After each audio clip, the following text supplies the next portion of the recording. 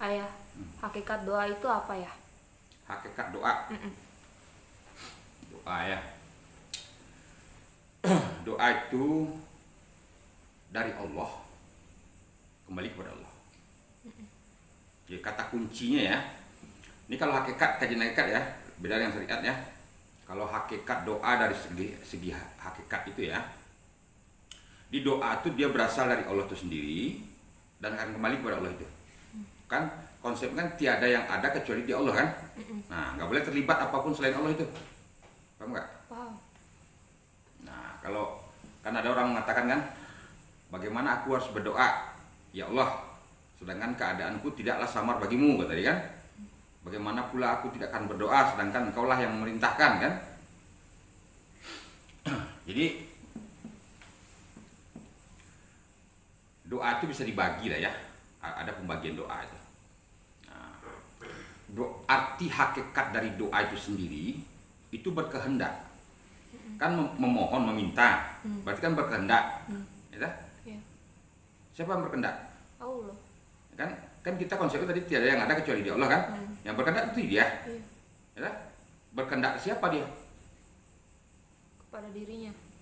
Ya, kepada dirinya itu kan ada strukturnya dibikin sama dia kan. Nah, jadi zat itu berkehendak kepada sifat, ya, yang akan melahirkan wujud apapun nanti yang berupa asmanya itu. Asma itu kan udah tertulis di Lauhul Mahfuz tuh.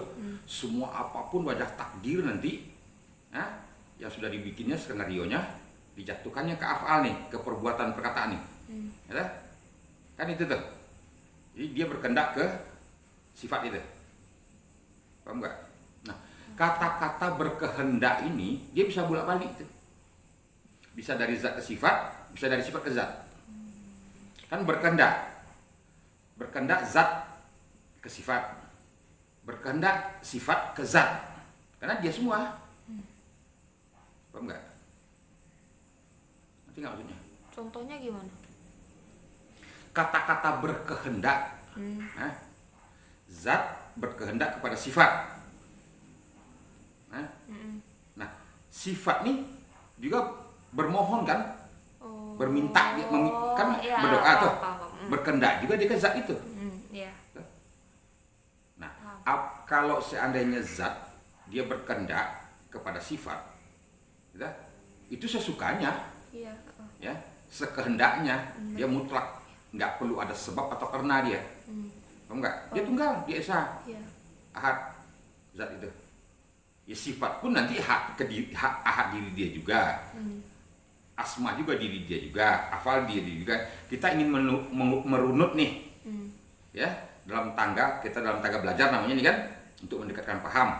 Tentu harus ada runutannya, ya. Jadi kalau zat itu dia mutlak dia, ya, dia berkehendak sesukanya, tidak butuh sebab atau karena dia. Nah, kalau sifat karena dia banyak, tentu dibutuh atau karena, sebab atau karena.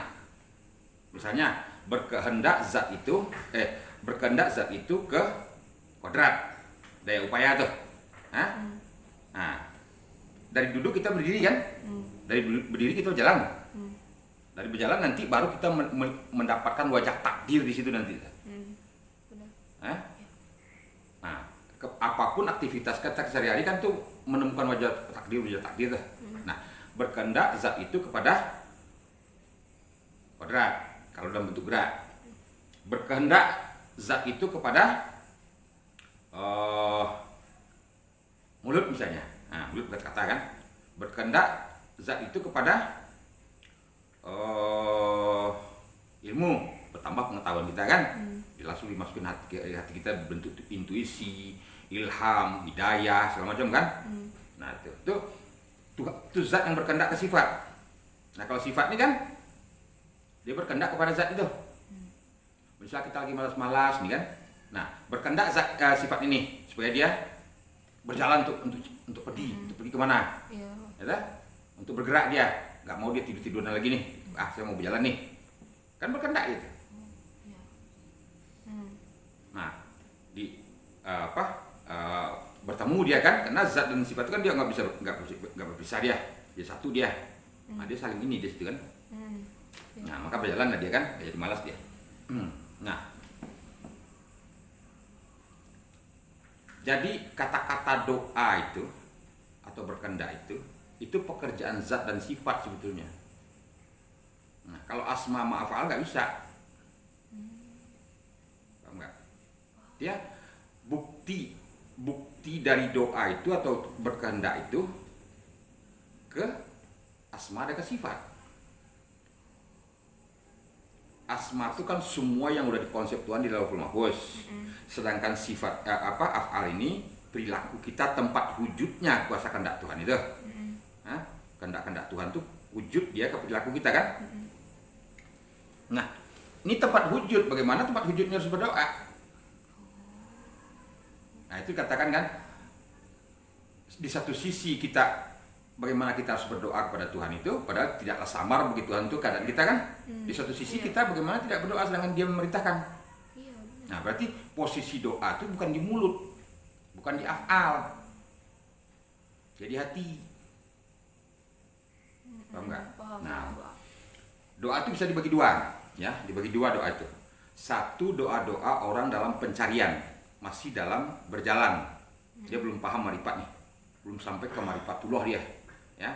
Atau kan dia masih dalam bertarekat namanya kan, dia baru mengaji tentang syariat, hakikat, marifat, tapi belum masuk ke syariatullahnya, dia belum masuk ke hakikatullahnya, belum ke marifatullahnya. Nah, itu dia memerlukan berdoa, boleh dengan mulut, boleh juga dengan hati. Ya. Tapi yang doanya di mulut itu harus sama dengan hatinya. Nggak boleh berbeda. Paham nggak? Nah, misalnya kan dia yang diminta tuh mesti harus yang besar-besar, jangan yang remeh-temeh, minta duit itu, minta rezeki itu Tuhan nggak bikin duit, ya. Nah, yang diminta tuh, ya oleh Tuhan berikan saya hidayah kepahaman, gitu kan? Ya oleh Tuhan bukakanlah hidayah kepahaman kepada saya melalui dalam mempelajari ilmu ini, gitu kan? Nah, itu boleh tuh. Atau misalnya, ya oleh Tuhan beri janganlah engkau lalaikan hatiku untuk selalu ingat kepadamu, gitu kan? Paham nggak? Paham. Jadi doa itu yang diminta, yang berkaitan, yang berhubungan dengan diri Tuhan itu. Nah, jadi gini, kata kuncinya ya, kalau kita merasa diri kita ada, pasti doa itu bentuknya menuntut Tuhan itu, ya. Padahal nggak ada harta kita di Tuhan itu. Apanya nggak punya hak kita untuk menuntut kan? Nah, kalau kita merasa diri kita ada, kita berdoa, nah itu sebetulnya iblis itu yang menuntut Tuhan itu. Ya, tujuannya untuk kepentingan dirinya kan? Untuk kepentingan dirinya, ya, untuk keberadaan dirinya. Nah, kita harus berdoa itu bukan untuk keberadaan diri kita. Bingung nggak? Kadang-kadang susah memahami itu kan?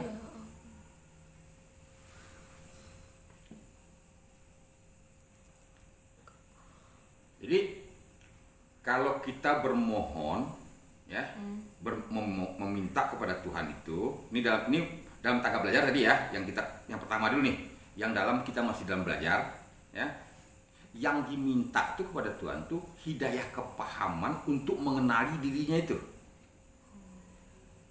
Paham nggak? Paham.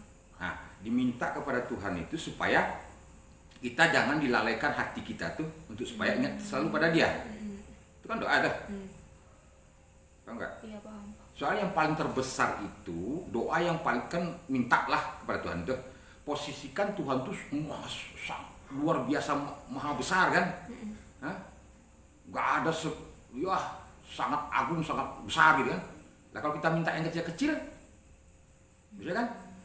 Jangankan cuma minta kaya raya kita nih, bumi ini bagi Tuhan ya Tuhan minta saya bumi ini, itu bagi Tuhan kedek debu. Iya, benar. Nah, jangan posisikan Tuhan tuh terlalu kecil kayak gitu. Paham nggak? Paham. Ngerti maksudnya? Jadi minta yang besar. Oh. Nah, yang besarnya apa? Apa yang besar itu? Ilmu. Bukan. Iya, kalau dalam tahap belajar ya. Nah, hidayah kepahaman itu yang kita minta. Nah, bagaimana caranya untuk selalu ingat kepadanya yang kita minta. Nah, Allah tuh supaya berkehendak kepada kita untuk selalu kita ingat kepadanya. Tuh. Ya, kita diberi hidayah kepahaman tentang ilmu mengenai Dia. Itu kan? Itu kan besar tuh. Nah, Apa ending akhirnya nanti kalau kita udah diberi hidayah kepahaman tentang diri dia tuh? Oh ternyata saya tidak ada, yang ada hanya Allah itu. Iya. Kan itu yang besar, Iya, benar. itu yang pemenang, itu yang sangat luas, yang sangat minta ampun besarnya. Ya. Jadi yang kita tuju tuh berdoalah kamu, tapi minta yang paling besar. Jangan yang remeh-temeh, jangan yang kecil-kecil. Paham. Jangan sempit, jangan kecilkan Tuhan itu hanya untuk kepentingan-kepentingan pribadi kamu. 1 miliar orang ini berdoa masing-masing untuk dirinya sendiri. Pusing Tuhan, istilahnya tuh kalau kita mau ibaratkan ya, pusing Tuhan tuh istilahnya apa? Kalian ini pada kan sudah saya tulis skenario-nya. Oh, iya benar. Iya. Paham nggak? Paham. Nah, itu untuk pengertian orang-orang yang dalam tahap belajar kan. Nah, yang kita mohonkan itu kepada Tuhan itu minta hidayah kepahamannya kan. Minta supaya kita tuh selalu ingin menambah ilmu itu, ya tak? Ilmu pengetahuan tentang diri Tuhan itu. Minta supaya Tuhan itu tuh menyampaikan kita kepada apa untuk paham kepada Dia itu, ya tak? Nah, itu untuk dalam tahapan belajar kita tuh. Nah, tapi kalau udah sampai kita marifatullah, nggak boleh minta lagi. Justru karena af'al ini, perilaku kita yang kelihatan nyata ada ini, kan kita mentiadakan apapun selain Allah kan. Nah, kita ini tidak ada nih. Kalau kita katakan kita tidak ada, nyatanya ada nih.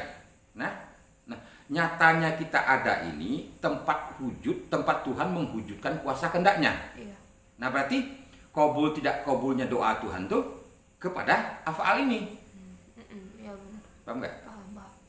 Jadi Tuhan nggak akan pernah mengabulkan doa orang. Oh iya.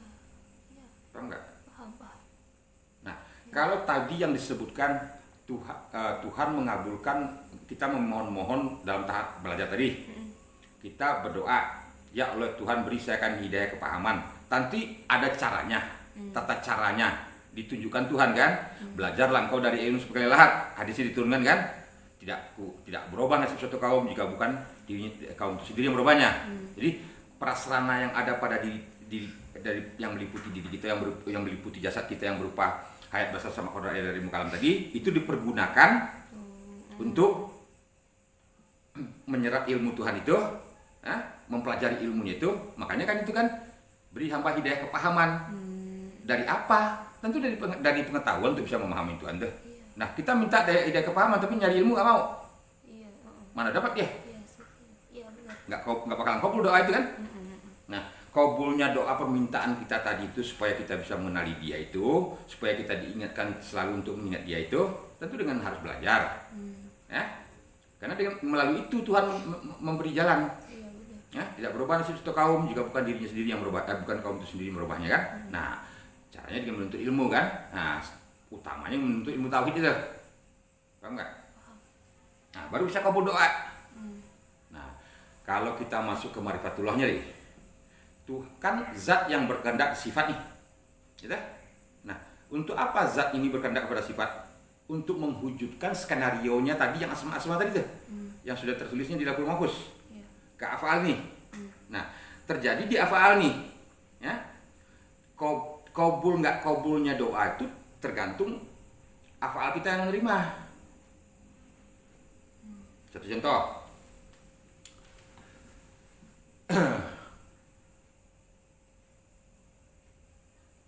Kamu zat itu menggerakkan kodrat kamu yang meliputi diri kamu tuh. Kamu digerakkan oleh Tuhan, kamu pedagang nih, digerakkan oleh Tuhan ke satu tempat itu sepi, nggak ada pembeli.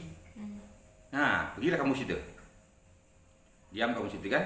Nah, teman kamu digerakkan oleh Tuhan tempatnya rame, ya kan?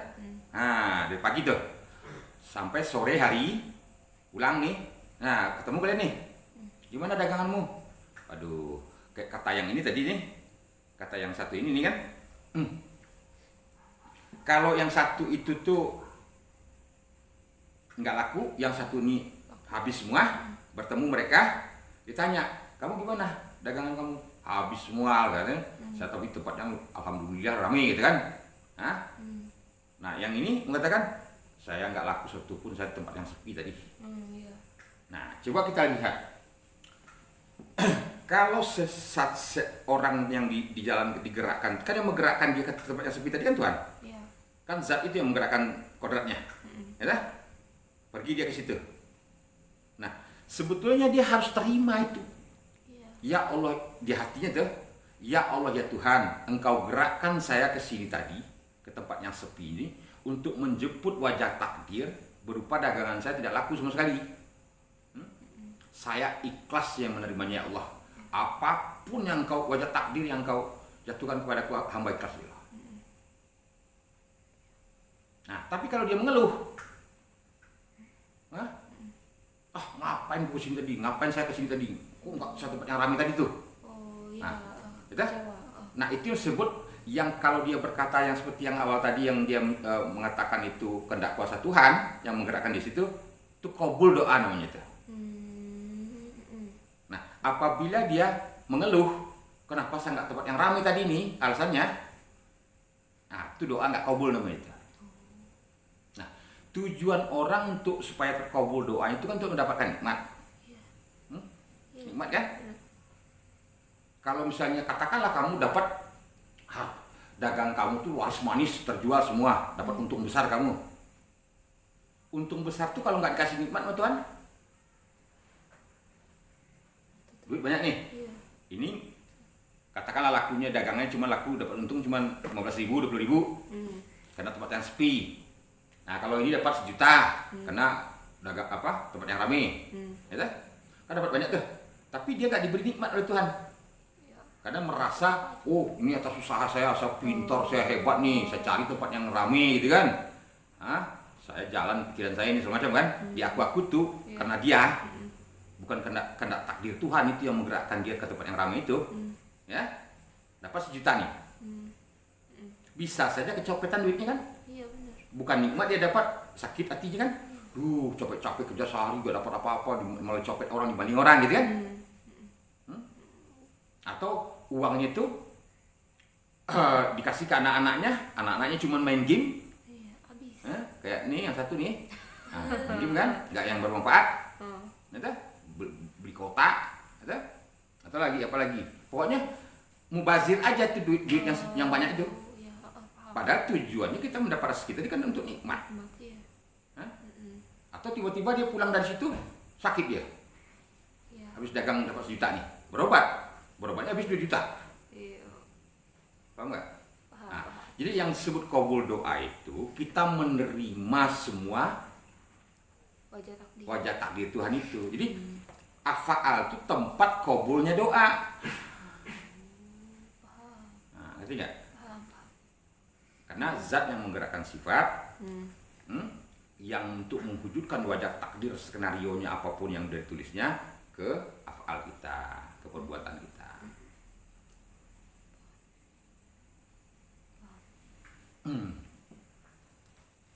Itu tingkatan doa kalau kita mau bawain ke pahaman ma'rifatullahnya, ya. Nah, tapi ada tingkatan-tingkatannya orang-orang sufi kan, orang-orang yang udah benar-benar mematikan diri, dia udah tidak merasa dirinya ada lagi, ya. Dia udah nggak ada nih, pokoknya udah bisa mematikan diri lah, sama kayak mayat tuh, digebukin ya nggak apa-apa kan, diludahin orang ya nggak apa-apa, orang mati kan nggak diludahin, digebukin, dicaci maki, dihina, dipuji, disanjung kan nggak masalah dia. Iya benar. Nah kalau udah seperti itu tuh, nah doanya bisa dia berdoa, dia bisa berkehendak, bisa dia berkehendak itu, tapi dia berkehendak itu sama sekali bukan untuk kepentingan dirinya, dia kan dirinya nggak ada. Paham nggak? Berkehendak, tapi itu makam kan makam yang tertinggi itu. Istilahnya itu kalau diibaratkan ya, kalau bahasa orang sufi itu, jika ada sezarah saja iman padamu tuh, kamu bisa memindahkan suatu gunung dari satu tempat ke tempat lain ya, itu ibaratnya. Nah, contohkanlah kita yang kecil-kecil dulu lah. Ya. Bisa kita mau makan apapun ya. Nah, kita berkata-kata tuh di hati kita, ku makan kamu, tapi kamu jangan makan aku. Nah, supaya dia nggak berefek buruk kepada diri kita yang kita makan itu. Enggak. Kita makan durian nih misalnya kan. Nah, kita berkata-kata itu dapat, tapi dalam hati. Atau misalnya apa lagi? Kita mau jual rumah nih, mau jual tanah nih. Nah, di hati kita, di hati kecil, paling kecil kita tuh, kita berkata-kata, wahai tanah dan rumah ini, terjuallah kalian semata-mata karena Allah. Tapi di hati kecil nih. Tapi ingat ya, tidak ada sedikit pun untuk kepentingan kita. Terjual nggak terjualnya rumah itu kita nggak ya nggak ada, kita tuh nggak ada.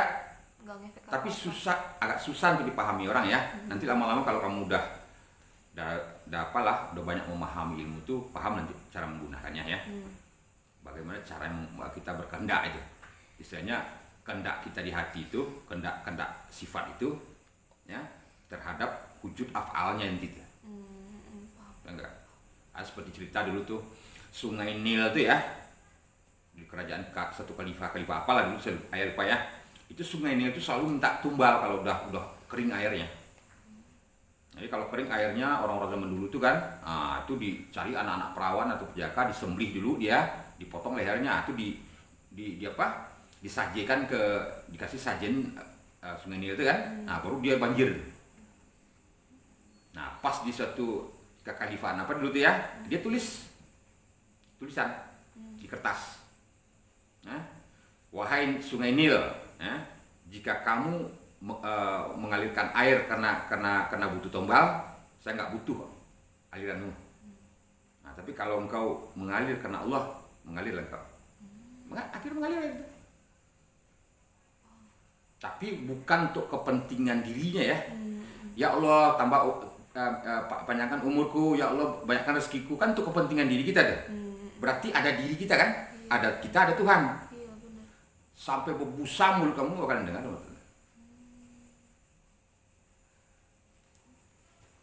Jadi harus kita, tapi ada syaratnya tuh berdoa tuh.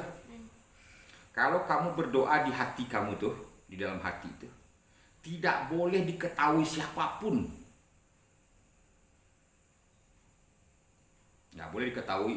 Misalnya kamu punya suami nanti kan, atau ya berdoa nih, nggak boleh, kalian nggak boleh tahu. Emakmu nggak boleh tahu. Nah, katakanlah terwujud doa itu nanti. Sampai kapanpun kamu nggak boleh kasih tahu ke siapapun. Oh, nggak boleh bilang-bilang kayak kemarin aku boleh. Bahkan ke diri kamu merasa diri kamu ada nih, itu batal dirinya. Wih, gara-gara doa saya berdoa tuh berkehendak tuh gitu kan. Terkabul dia tuh. Timbul kebanggaan diri kamu tuh. Nggak boleh. Merasa diri kamu ada tuh. Nggak boleh tuh. Itu batil jadinya. Jadi dia nggak boleh dilafalkan. Nggak boleh dikatakan ke orang, nggak boleh juga dikatakan ke diri kita. Namun diri kita nggak ada. Kalau kita merasa ada kesombongan dengan ilmu kita tuh jadi mustajab doa itu. Nah berarti kita merasa diri kita ada kan? Nah iblis lagi tuh. Jadi doa itu berasal dari Tuhan, kembali kepada Tuhan itu sendiri. Dari diri dia yang berkehendak. Nah, berkehendaknya zat ke sifat, berkehendaknya sifat ke zat kan? Nah, kalau afal ini tempat menerima, tempat kabul tidak kabulnya doa itu. Paham enggak? Nah, inti dari kita berdoa itu kan untuk mendapatkan nikmat. Kan? Kamu dapat duit 1 miliar nih, 1 triliun kamu punya duit nih.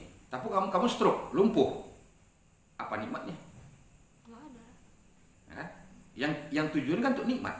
Lebih baik kamu tidak punya duit, tapi kamu sehat, diberi oleh nikmat oleh Tuhan kan. Makan yang cuman makan sederhana aja enak makan kan, nikmat dia kan. Senang dengan anak istri, keluarga pada ketawa, pada rukun gitu kan nikmat. Paham maksudnya? Paham. Jadi nikmat tuh dia nggak ada sangkut pautnya dengan materi, nggak ada sangkut pautnya dengan besar kecilnya materi. Paham nggak? Paham. Kalau kita dikasih oleh Tuhan tuh sesuatu yang membuat tidak nikmat, kamu makan di hotel bintang 5, dihidangkan makanan yang enak-enak, dipatahkan selera makan kamu oleh Tuhan, nggak ada satu. Kata orang kan, nasi rasa sekam kan, air rasa api, kan bisa aja. Iya. Tapi ada orang yang sederhana hidupnya, makan pinggir sawah, sama sambal sama ikan asin. Enak. Lahap makannya. Jadi nikmat tuh nggak bisa diukur dengan materi. Nah tujuan orang untuk berkehendak tadi kan untuk nikmat. Paham nggak? Afaal ya, kalau afaal itu tujuannya berkehendak untuk nikmat. Nah doa di afal ini menerima atau tidak menerimanya wajah takdir yang diwujudkan oleh zat ke sifat. Nah, udah tertulis di Lauhul Mahfuz dia wujud dia ke perilaku ini nggak bakalan bisa dirubah, ya kan? Yang bisanya kita qabul atau tidak qabul doa, qabul atau tidak qabul wujud takdir yang diberi Tuhan kepada kita. Nah, kalau kita diberi takdir yang miskin, susah kan, ya, miskin atau kekurangan rezeki atau musibah, atau sakit, gitu kan, bersabar. Itu caranya untuk kabul doa. Kan dikasih tuntunan oleh Tuhan kan. Nah, kemanapun matamu memandang, kata Tuhan kan, ya, pandang di sebalik itu Tuhan. Nah, itu kabul doa. Tapi kalau kamu pandang itu di sebalik itu, oh saya begini gara-gara si anu gitu kan, gara-gara diguna-guna si anu. Kamu pandang itu makhluk yang membuat kamu dapat bala, dapat siksa, dapat sakit, dapat rugi segala macam itu kan. Kamu pandang makhluk, nggak kamu berdoa nama itu. Nah, tapi kalau kamu hayati semua itu, bahasa itu kehendak Tuhan. Kalau kamu diberi susah kamu bersabar, diberi rezeki kamu bersyukur, ikhlas, ridho. Itu lagi di situ tuh. Tawakal, pasrah. Nah, jadi merubah wajah takdir yang sudah ditentukan Tuhan di Lauhul Mahfuz itu diturunkannya ke afal, nggak bisa dirubah itu kuasa kehendaknya. Nah, cara dia untuk mewujudkan kuasa kehendaknya itu kan dari zat ke sifat.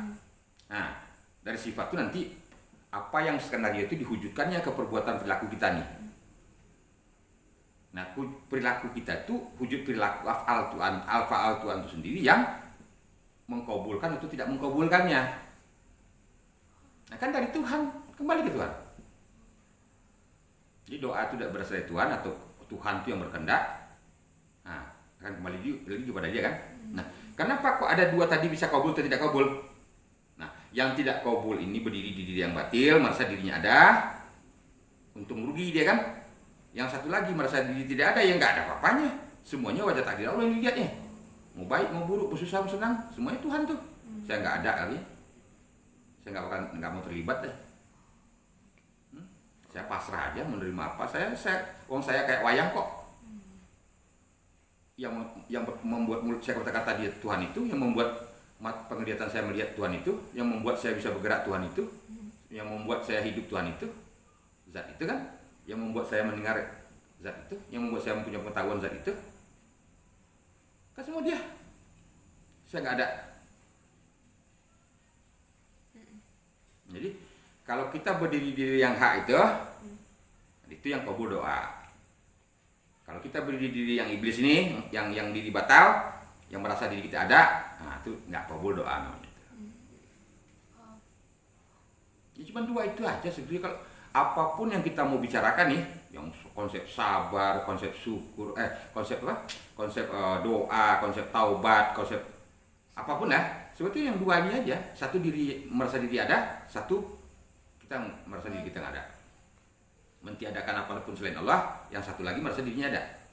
Jadi kesimpulannya, setiap kamu mendengar doa-doa apapun orang, kalau doanya itu yang untuk kepentingan dirinya, kan bisa kita dengar bacaan doa orang itu, arah doanya kemana nih? Merasa untuk kepentingan dirinya yang merasa ada, atau doa itu tidak merasa dirinya ada. Nah, tuh. Nah, makanya kalau doa-doa orang dalam masa berjalan dia menuju Tuhan, belum sampai dia marifatullah tuh, ya di hatinya itu ya, astagfirullahaladzim, nah itu doanya tuh. Ampunilah hamba ya Allah dari merasa diri hamba ada, yang ada hanya Engkau ya Allah. Alhamdulillahirabbil alamin, segala puji bagi buahnya Tuhan semesta alam ini ya Allah. Kan Tuhannya tiga tuh. Semesta alam ini dia, nggak ada selain dia. Allahu Akbar, kemanapun aku memandang ya Allah, apapun wajah takdir yang saya lihat, apapun yang saya lihat, mau baik, mau buruk, mau susah, mau senang, itu semua Engkau ya Allah. La ilaha illallah, zatmu, sifatmu, asmamu, afalmu ya Allah. Orang-orang zikiran itu, subhanallah, alhamdulillah, subhanallah lagi kan, Maha suci Engkau ya Allah dari segala apapun di semesta alam ini. Tidak ada selain Engkau di semesta alam ini ya Allah. Maha suci Engkau dari apapun yang ada, yang diada-adakan oleh iblis itu. Tidak ada yang ada kecuali Engkau ya Allah. Maha suci Engkau dari selain Engkau ya Allah. Itu pengertiannya subhanallah. Jadi, subhanallah, alhamdulillah, Allahu Akbar, astagfirullah, la ilaha illallah, makna hakikatnya sama itu. Tiada yang ada kecuali Dia Allah itu. Nah, itu doanya. Nah, jangan engkau lalaikan hati kami dari mengingat ini ya Allah gitu. Yang 5 itu. Yang subhanallah, alhamdulillah, astagfirullah, Allahu Akbar, la ilaha illallah. Yang dilalaikan hati kita tuh. Inti yang 5 ini kan tiada yang ada kecuali Dia Allah tuh. Nah, diingatkan selalu di hati kita oleh Tuhan tuh. Nah, kabul doa itu. Nah, itu kita dapat poin terus tuh. Ya. Misal contoh kita pergi melangkah keluar nih, tiba di luar dicaci maki orang kita, langsung di hati kita nih, karena udah baca tadi astagfirullah, baca alhamdulillah, kita tahu makna alhamdulillah, astagfirullah, Allahu Akbar, subhanallah, la ilaha illallah kan, tidak yang ada kecuali Dia Allah. Kita memandang orang meludah kita tuh Allah, perilaku Allah, perbuatan Allah itu, sedangkan kita nggak ada. Nah, kita nggak ada, masa kita harus terpengaruh oleh dia meludah? Nah, kita tidak mempersalahkan orang tua meludah kita sabar aja, ikhlas aja, pasrah aja. Kabul doain nama itu, dapat poin kita 1, dapat nikmat kita 1. Istilahnya kalau orang bahasa orang ini dapat surga satu surga seluas bumi dan langit itu. Nah, tapi kalau kita merasa adil kita ada, kita pandang itu makhluk yang meludah kita itu, dapat poin dosa.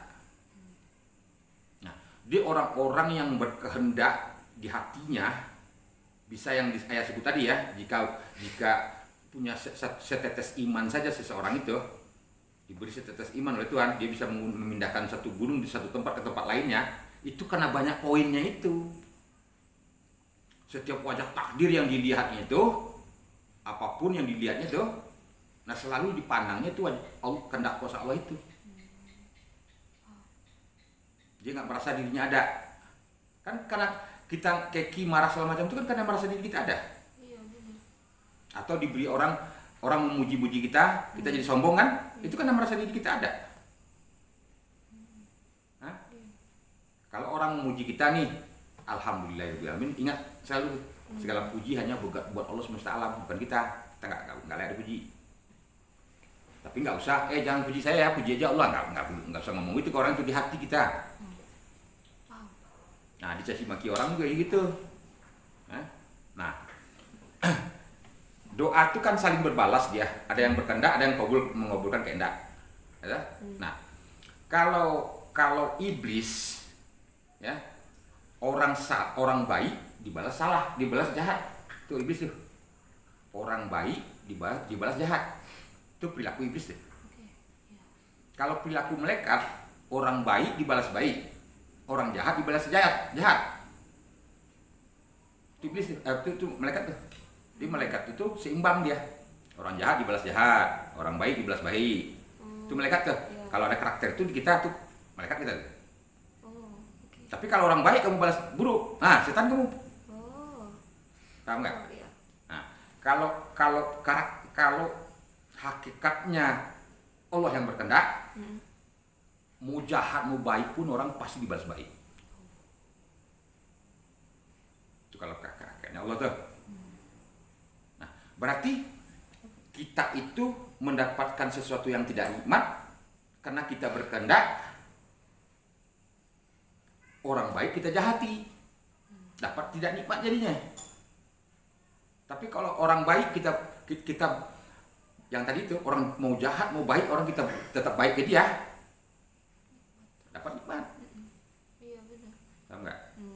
pandang semua kehendak Tuhan tuh. Kita berperilaku seperti cara pandang Tuhan itu. Kalau seperti cara pandang setan tadi, orang baik dibalas jahat. Iya. Kalau perilaku Mereka. mereka, orang baik dibalas baik, orang buruk dibalas buruk. Nah, kalau cara pandang Tuhan, baik buruk orang pasti dibalasnya baik. Nah, pilihlah cara apa yang kamu pakai, apa yang kamu teladani, ya enggak? Nah, contohnya, ya, ada orang jahat ke kita nih, ya. Ya Allah ya Tuhan di hati nih ya, kan yang berkehendak tuh hati. Kalau mulut apa ini kan tempat wujudnya, Iya. kabul tidak kabulnya, tapi di hati tuh, ya, berkata hati kita tuh. Ya Allah ya Tuhan, ampuni dia. Satu, beri hidayah kepahaman dia ya Allah. Ampunilah saya apabila saya salah, ampuni dia apabila dia salah ya Allah. Hah? Beri dia hidayah kepahaman. Nah, dia jahat kepada kita, tapi kita baik kepada dia. Itu dalam bentuk hati. Bisa juga dalam bentuk perbuatan dan perilaku ya. Tapi perilaku itu kan sangat berat kita menjalankannya. Tetangga jahat kepada kita nih, ya. Terus hari hujan, dia lagi nggak ada di rumah. Kita ambil jemurannya, kita lipat kan. Kan kayak gengsi amat kita tuh. Iya, benar. Nah, karena keakuan kita kan, Iya. kita merasa diri kita ada kan. Nah, tapi kalau kita mampu itu tuh lebih tinggi nilainya. Nanti kalau dia pulang kan tadi hari hujan kita udah lipatin kan. Tadi hari hujan nih, kasih ke dia kan. Nah, jadi dia jahat ke kita tapi kita baik ke dia. Minimal di hati. Tuhan tuh yang paling dilihat, Tuhan tuh hati ya. Hati kita. Tapi yang kita perbuatan kita tadi itu nggak boleh pecah kongsi dengan hati ya. Hatinya tetap busuk. Orang busuk, kita busuk juga nih. Tapi kita pura-pura baik nih. Nah, nggak boleh gitu. Paham nggak? Harus sama hati itu dengan perbuatan. Nah, tapi yang lebih bagusnya lagi tuh, ya kalau yang diutamakan Tuhan tuh kan melihat hati itu. Karena perilaku tuh wujudnya asmanya kan, wujud skenario dia. Nah, tapi kalau hati itu kan dia bisa berkehendak dia. Yang namanya roh itu ya, Hayun Basirun, Samaun, Qadirun, Muridun, Mutakalimun kan, atau apa Halimun tuh, itu kan dia bisa berkehendak dia. Bisa dia memohon kepada Tuhan. Nah, jadi intinya kayak gitu. Jadi kalau kita udah paham banget, tidak boleh keluar, ya, sama sekali itu nggak boleh dilafalkan lagi di mulut. Kalau dilafalkan di mulut mah batal dia, karena dia afal ini kan perilaku dan berkata-kata, itu kan afal kan. Nah, dia tempat nyatanya kuasa atau kehendak Tuhan itu. Nah, tempat nyatanya kuasa kehendak Tuhan itu dia bisa kabul tidak kabul doa lagi. Enggak, yang berkehendak tuh zat ke sifat, atau sifat berkehendak pada zat. Saya kok lemas saja itu kan. Nah, berkehendak kita tuh ke zat itu, cepat kita berjalan. Ya, kan kita istilahnya apa? Zat dan sifat itu dia nggak bisa ditangkai, nggak berpisah dia nyatu. Tahu nggak? Zat dan sifat itu. Nah, kalau apa dia ada jeda di asma tadi kan?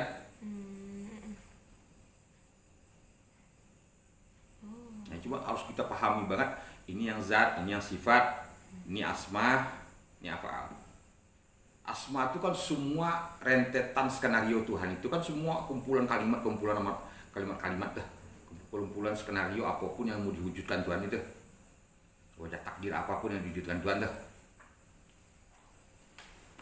Yang intinya banget lagi tuh, kalau orang udah ini banget ya, yang udah paham sekali marifat tuh, nah dia nggak mau lagi berdoa sebetulnya. Nggak mau berkehendak juga enggak dia. Belum mati.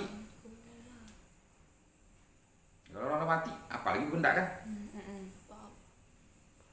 Kalaupun dia suatu waktu berkehendak kan, nah kehendaknya itu sama sekali bukan untuk kepentingan dirinya. Kalau untuk kepentingan diri berarti masih ada dirinya tuh. Berarti masih iblis juga dia. Satu contoh misalnya nih, ada orang memohonkan doa kepada kita, ya, kita jangan diiyakan itu. Pak, saya mohon doanya Pak, gitu kan, karena orang itu menganggap kita orang alim nih, Iya. kiai, ustadz kan. Jangan pernah kita iyakan itu. Paham enggak? Kalau kita iyakan tuh masa diri kita ada tuh.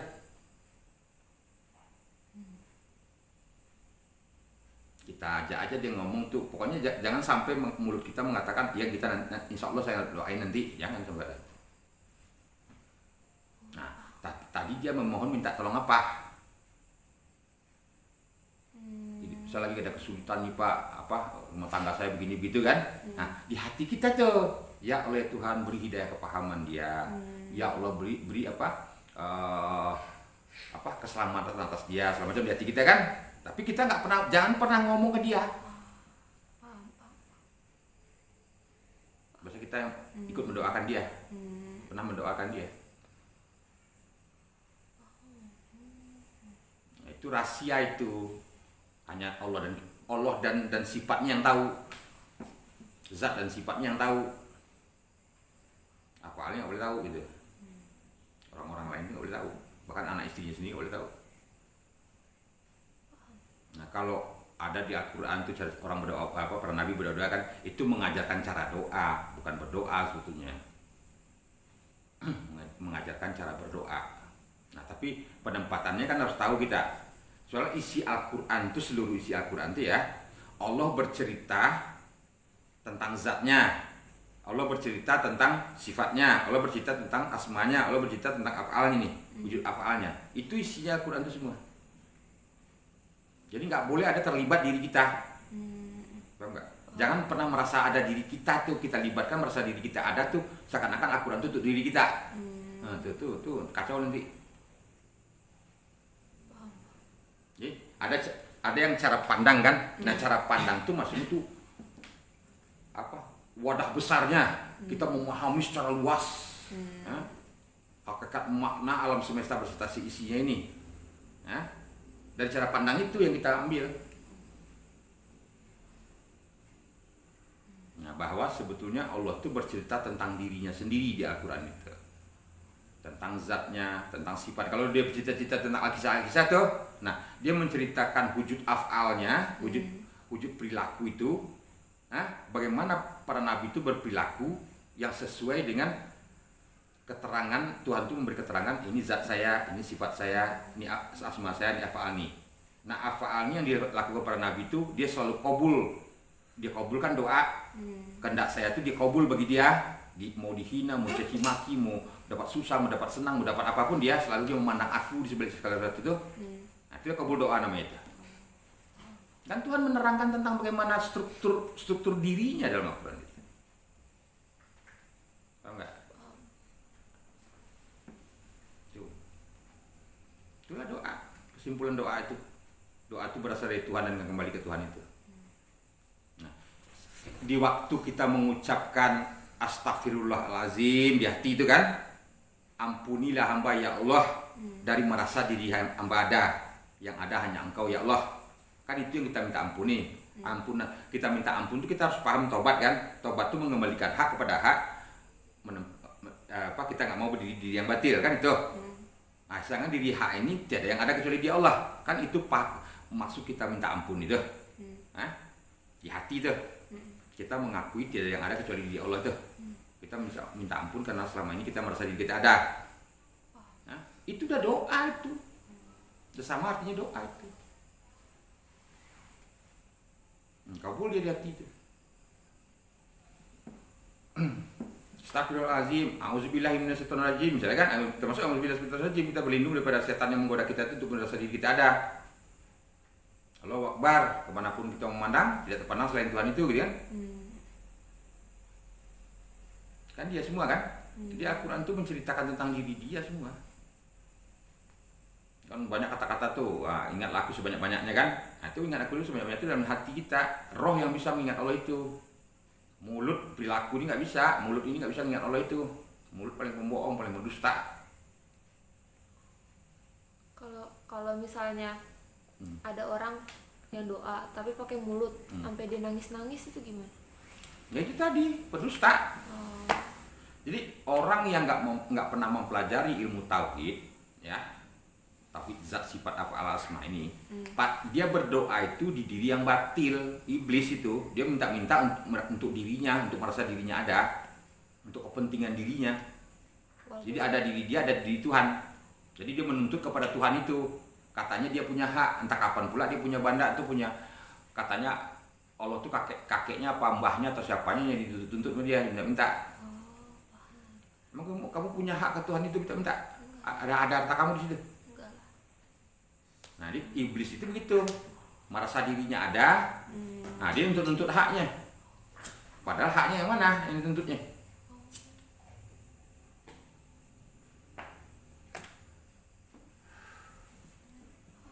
Jadi hakikat doa itu berkehendak seperti kan. Berkehendak dia meminta kan. Nah, berkehendak ini kalau dia berdoa kesannya kan dari satu pihak ke pihak yang lain. Ya. Nah, itu di doa ini bahasa syariat sebetulnya ini. Ya. Kalau bahasa hakikatnya itu berkehendak.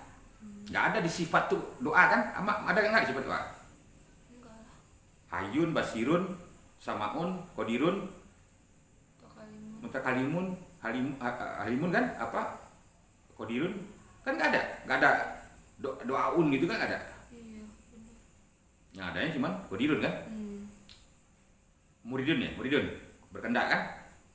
Nah, berkehendak, kata-kata berkehendak ini zat kesifat berkehendak nih, bergerak sifat itu yang berupa kodrat.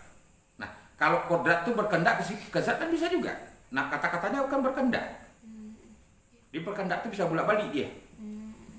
Tapi kalau berdoa dari dari merasa diri seseorang itu ada kepada diri orang yang lain kan? Kepada apa istilahnya, ada kita personalitas juga nih, meminta personalitas yang lain. Nah itu. Paham. Tapi kalau sifat berkehendak kepada zat kan dirinya juga. Iya bukan benar. orang lain. Nah, makanya nggak boleh dilafalkan di mulut.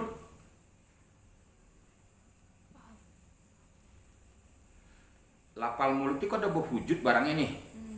Kalau kamu berdoa juga si Mahil, berdoa juga orang lain kan? Ayah mengatakan, bagaimanapun ayah mengatakan diri ayah tidak ada, buktinya kamu nampak ayah ada. Iya kalau kamu paham ilmu tauhid. Nah, yang kamu lihat tuh tidak lain semuanya wajah Allah itu. Tapi bagi orang yang nggak paham ilmu tauhid, entah dianggapnya doa ayat yang makbul kan, doa ayat itu dijabah oleh Tuhan kan. Nah, lama-lama ayah yang pertuhankan orang kan. Nah, makanya Tuhan nggak melihat jasad itu, Tuhan nggak melihat perbuatan itu, perkataan dan perbuatan. Nah, yang dilihat Tuhan itu perkataan dan di dalam hati kita. Hati itu berkata-kata, hati itu mendengar, hati itu melihat. Nah, berkata-kata hati kita bahwa saya dapat digerakkan, saya tadi ke tempat yang sepi ini, tidak laku satupun barang saya, itu atas kehendak-Mu ya Allah, di hati itu. Didengarkan oleh pendengaran Tuhan itu kan, oleh samanya, oleh samaunnya.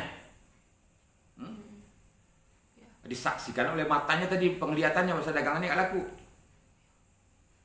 Tahu nggak? Nah, tapi kalau dia nggak terima tuh, mengeluh dia kan, nggak kabul doa itu, nggak dapat nikmat dia. Berdiri diri yang batil dia jadi nyentak. Begitu juga kalau dapat yang orang tadi yang laku barangnya. Alhamdulillah, segala puji bagimu semesta alam ya Allah, Tuhan semesta alam, Engkau semuanya nih Allah, bukan tidak ada yang lain selain Engkau ya Allah. Yang membuat dagangan saya laku itu Engkau ya Allah, bukan atas usahaku, bukan ya aku tidak ada. Dapat nikmat dia. Tapi kalau dia merasa itu atas kehendak, atas jerih payahnya, atas kehebatannya, kepintarannya, dia bisa berdagang mencari tempat yang ramai itu kan, segala macam kan. Untung aku kesini tadi, coba kalau aku tempat yang sana tadi nggak laku barang saya kan. Nah tuh, kan seakan-akan dari dirinya tuh. Iya. Nggak kabul doa itu. Jadi kalau kamu ingin mendapatkan nikmat kepada Tuhan, nikmat itu, inti orang berdoa itu kan untuk mendapatkan nikmat kan. Nah, pandang semuanya tuh kuasa kehendak Allah. Mau baik, mau buruk, mau susah, mau senang, mau untung, mau rugi, mau sakit, mau sembuh kan, segala macam itu yang salah dua itu. Semuanya kehendak kuasa Tuhan. Beda dengan iblis kan, bila enak dibilang bila untung dibilang di kuasa dirinya. Nah, bila rugi karena si anu, karena makhluk anu, karena si anu gitu kan. Kalau dia kaya raya dibilang atas usaha kerasnya gitu kan. Kalau bila dia dapat musibah dibilang santet orang, diteluh orang, diguna-guna orang, segala macam orang kan. Nah, padahal makhluk itu tidak bisa membuat manfaat atau mudarat kan. Apa yang disebut makhluk itu wajah takdir ini yang makhluk, yang kelihatan ini semua nih. Yang nggak kelihatan juga kan, mata ini kan terbatas dia, terlalu besar nggak bisa dilihatnya, terlalu kecil pun nggak bisa dilihat kan. Kayak amoeba virus kan kita nggak bisa lihat, nggak bisa kita lihat kan. Telinga juga itu semua shock itu terlalu keras suara tuh nggak bisa dengar kita. Terlalu lunak, terlalu pelan nggak bisa dengar juga kita. Coba kalau kamu bisa mendengar suara yang kecil-kecil, suara nyamuk, semut, suara binatang-binatang amoeba, bakteri, virus tuh nggak bisa tidur kamu dengerin itu. Nah itu nikmat oleh Tuhan kan, dikasih batasannya. Kalau untuk telinga lahiriah nih dikasih batasannya, yang terlalu kecil suaranya juga nggak kedengaran, yang terlalu besar juga nggak kedengaran. Padahal ada nih di setiap kita upload ada suara yang gede-gede, yang besar suaranya ada. Nah, tapi dibatasi oleh Tuhan, kita nggak bisa untuk mendengar terlalu keras itu, yang telinga afal ya, yang sifat mani ya. Dia ada batasannya. Nah, tapi kalau sifat manawi ya nggak ada batasannya. Dia udah menempel pada zat itu. Semuanya dia, tapi kita kan untuk mendekatkan paham, mengurutnya, ini yang zat, ini yang sifat, ini asma, ini afaal. Intinya itu aja pelajaran itu. Apapun judulnya kita mau bahas nih, nah kita nggak keluar dari memposisikan bahwa kita nggak ada, yang ada hanya Allah itu. Nah, bagaimana kita metode doa nih, bagaimana kita berdoa nih, atau berkehendak istilahnya kan, bisa kamu berkehendak juga kan. Kalau kamu ada sejarah iman pada diri kamu kan, bisa kamu memindahkan satu gunung ke tempat lainnya, tapi kamu nggak ada. Jadi kamu nggak boleh mengambil manfaat dari doa kamu itu. Nanti kamu bilang doa kamu itulah Tuhan nanti. Jangan doa itu berkehendak itu bukan Tuhan. Salah satu baru sifat Tuhan itu berkehendak. Jadi lebih baik kalau yang paling bagusnya itu pasrah aja lah, nggak usah doa gitu kan. Ya, doa yang inti dari doa itu tadi itu kan. Kalau dalam kita proses belajar sebelum paham kita ilmu ma'rifat itu, sebelum khatam, boleh kita memohon. Yang kita mohon itu yang besar-besar. Yang besar itu apa? Kita tidak ada, yang ada hanya Allah itu yang besar tuh. Paham nggak? Nah, kalau kita udah nggak ada, yang ada hanya Allah itu berarti kan kepahaman kita itu kepahaman Allah jadinya, itu maksudnya. Dapat hidayah yang hidayah kepahaman Allah itu sesuai menurut kadarnya masing-masing yang dikasih Tuhan kan. Nah, cara untuk supaya gede kita dapat kadar hidayah kepahamannya, banyakin lah poin tuh. Poinnya saya bilang tadi, setiap wajah takdir apapun yang kita pandangi, selalu kita lihat itu kuasa kehendak Tuhan, bukan makhluk. Itu berdoa namanya itu. Tiba di perilakunya tadi kan. Nah, kita terima semua, akui dan terima dia. Di hati dia, di hati kita menerima semua wajah takdir itu kehendak kuasa Tuhan, ya. Didengar oleh sama Tuhan itu, pendengaran Tuhan itu, dilihat oleh penglihatan mata Tuhan itu. Kan artinya dari dia kembali ke dia.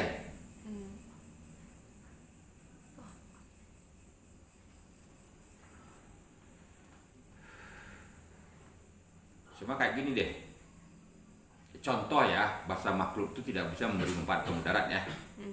Ya, yang namanya makhluk itu nggak bisa memberi manfaat atau mudarat. Kamu diberi sakit oleh Tuhan 5 hari. Ya. Hari pertama kamu bikin ramu-ramuan daun-daunan, nggak sembuh kamu. Hari kedua kamu beli obat-obat di warung-warung, menurut pikiran kamu sendiri, di apotek, nggak sembuh juga dia.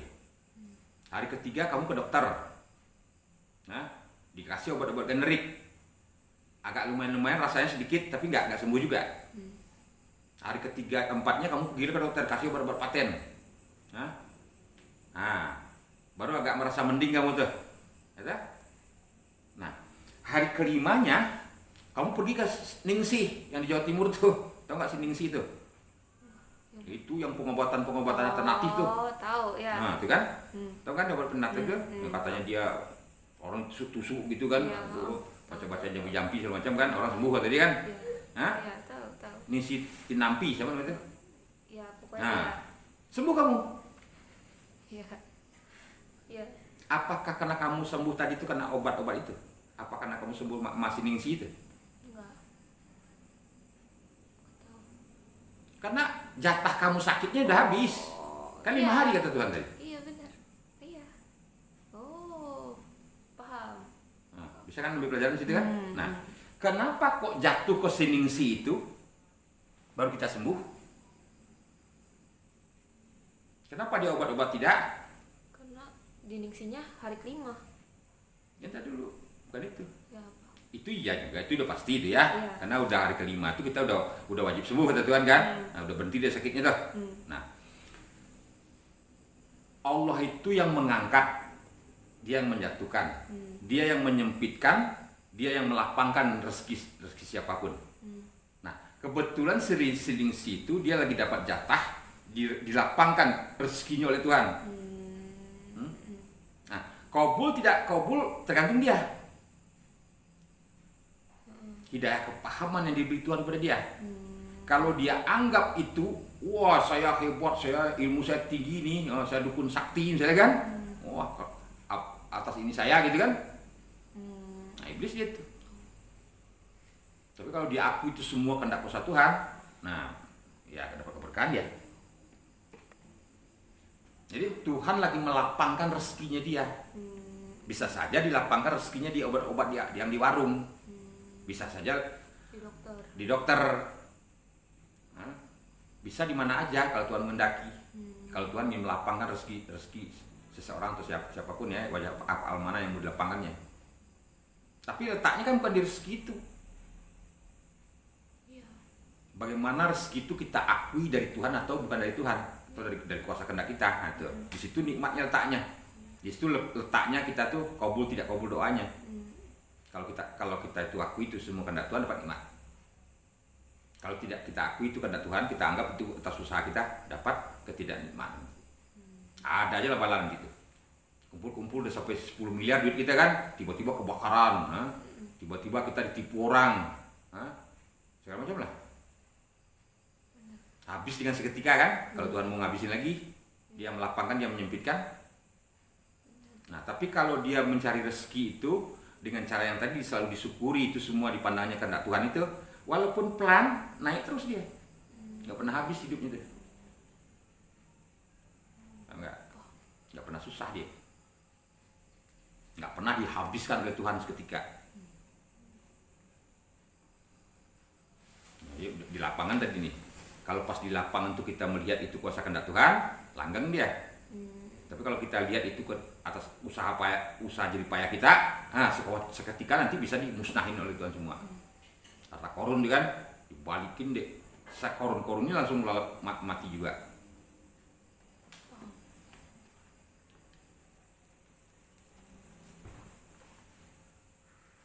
Kalau orang-orang udah maripatullah yang sesungguhnya itu, dia nggak pernah lah mau berdoa itu lagi. Dia memahami sesuatu itu semua, segala sesuatu itu kan ada kuasa Tuhan kan. Nah, pasti dia selamat terus hidupnya tuh. Nggak bakalan ya, kuncinya udah ketemu sama dia kan. Semuanya kuasa kehendak Tuhan kok. Dia yang menggerakkan apapun kok. Zat yang menggerakkan sifat itu kan.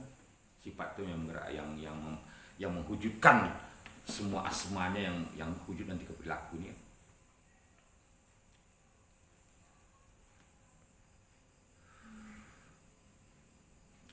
Kan kalau mau lebih ininya lagi tuh, lebih kita untuk supaya kita nggak mau berdoa lagi tuh, nggak mau lagi berkendak ya.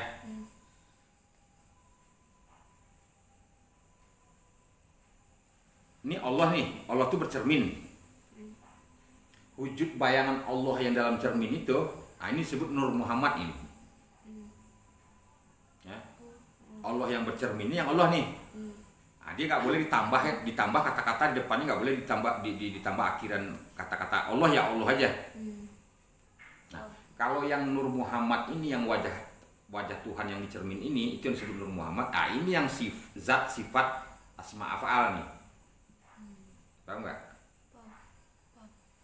Tidak bergerak sezarah pun yang punya bayang nih, tidak bergerak bayangan ini tanpa seizin yang punya bayang nih. Apa kuasanya bayangan ini? Nggak ada kan? Nah, disitulah letaknya kita nggak bisa berdoa. Sederhana ya. Tuh paham yang lebih ini lagi tuh.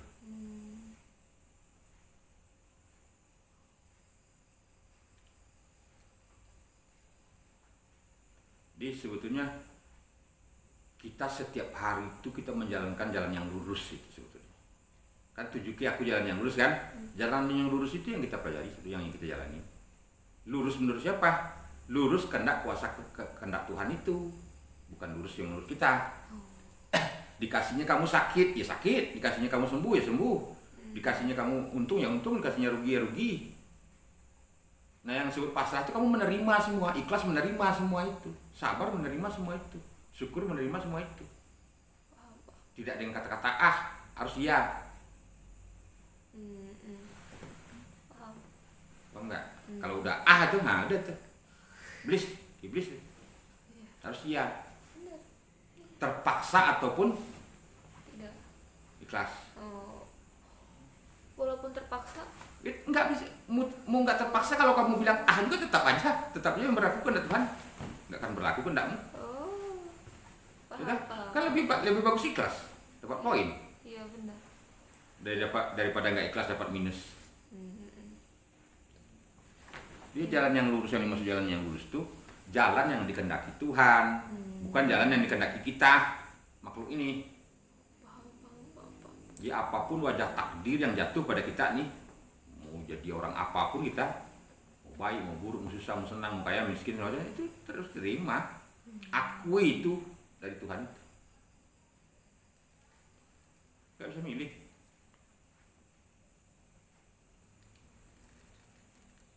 Ya, coba ingat aja caranya begitu. Kamu mayat kamu bisa milih. Orang mati, orang kita tuh nggak ada. Mati itu artinya tidak ada, kita nggak ada. Ada nggak tanya lagi? Ya kan agak susahnya kamu nggak, harusnya kamu banyak bertanya, jadi bisa ayah membuka itu. Soalnya ayah nggak bisa ngapalin ilmu ini nggak bisa. Makanya itu kalau ada orang-orang yang ingin berbagi ilmu ya istilahnya kan, ingin supaya lebih mendalam, bagusnya telepon. Kalau telepon kan kita bisa orang yang dikejar orang itu pertanyaannya kita bisa mengeksplornya kan, bisa apanya itu. Soalnya ya nggak bisa dengan cara-cara ngapal-ngapal atau ini nih. Kita mau bikin video nih, nah itu kita hayalin dulu, kita hafal dulu apa yang kita omongin, nggak bisa ya, nggak bisa itu.